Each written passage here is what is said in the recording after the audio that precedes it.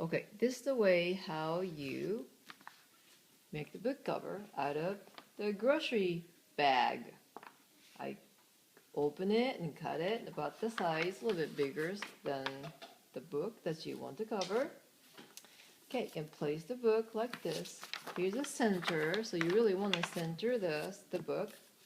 Okay, and we're gonna cover it, crease right here, increase this end, and you want to fold it. Same thing as the other side. There you go. Okay, now you want to make a crease on the bottom and the top, both sides. There you go, and back to where we were, and we are going to cut about this much on top and the bottom, the same as the other side. There you go. Okay, and you really need to open this one up one time. Fold just right there, right here.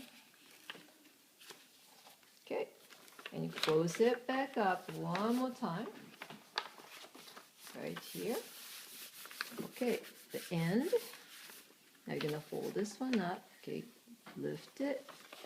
Okay, here's a crease there. You are going to hold it in like this. And there. Do the same thing with the other three. Fold it. Tuck it in.